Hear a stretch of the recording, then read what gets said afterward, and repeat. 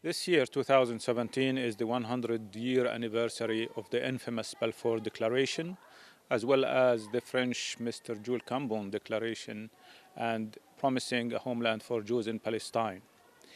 And today we received a delegation led by Amos Trust, our partner in the UK, a delegation from the United Kingdom, in addition to other countries in the Commonwealth, Australia and New Zealand.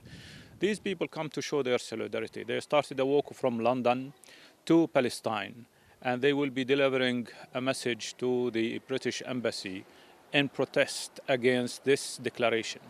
When Mrs. May, the Prime Minister of the United Kingdom, declares that she wants every British to be proud of this event, we show our great disappointment in such declarations to support an apartheid system.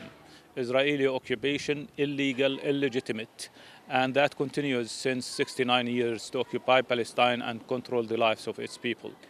So we welcome these people to say that we appreciate their efforts, and we need a lot of pressure to make on their government, to start with by apologizing in what was committed against Palestinians.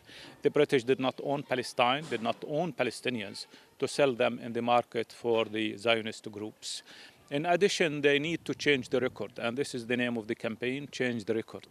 When Balfour made his promise, he said to facilitate the creation of homeland for Jews on the condition that it would not hurt indigenous people. They forgot that part as well, even though this is a legitimate state, but also the promise was not fulfilled in both directions. After 100 years, the British have the obligation, moral obligation, to apologize from Palestinian people and ask for our forgiveness, because what they did is unjust and unacceptable. We have been living this since 100 years. It's time to change the record and apologize and support Palestinian state, a state where Muslim, Christian, Jews, whatever, can live as equals, not based on segregation and compromises and hypocrisy.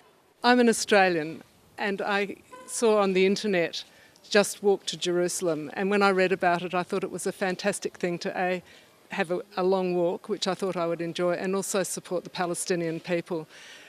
Since I've been here, I've learnt a lot more about your situation, and I find it absolutely horrific, and I think I will join a Palestinian support group once I get back to Australia, because it really is a terrible situation and something must be done about it.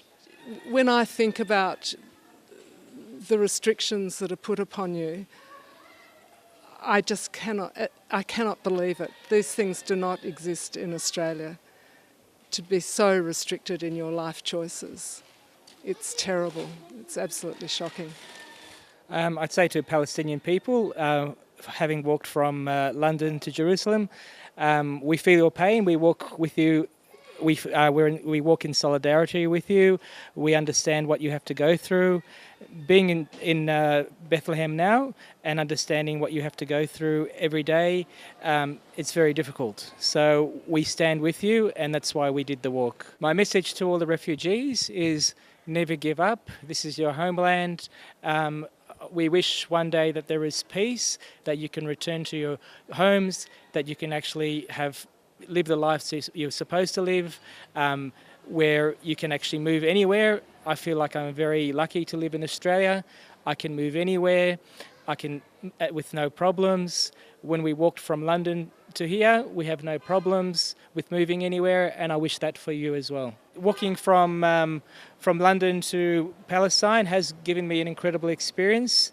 Now that I'm here, I'm learning more every day, and I just think about the warmth that I'm experiencing from people here. I'm so grateful to be here, and it is also teaching me that what the Western world sees of Palestine is very different to reality. They are just such beautiful, hospitable people.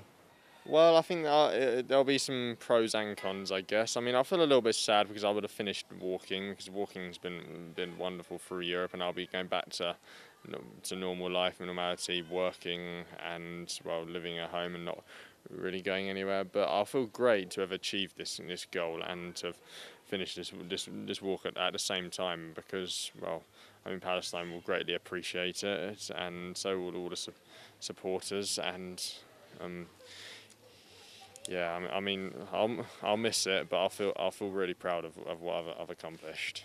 We have walked for 3,300 kilometres, 147 days, 11 countries, to come to Palestine to say we must change the record, to apologise for Britain's failings in the Balfour Declaration and our broken promises, to walk in solidarity with Palestinians who have no freedom of movement and with all those who strive for peace and justice, and in hope that one day there will be a better future, where together we will walk to Al-Quds, to Gaza, to Jaffa, to Nazareth, with complete freedom of movement. And we call on our government, with Theresa May, if she wants to celebrate Balfour, then she should change the record and make the situation so Palestinian children have a real future. Our message to Palestinian people is, we walk in solidarity with Palestinians. We walk because you inspired us with your Samud, and that we believe we have to stand with you in costly solidarity until you have the future you deserve and have been promised.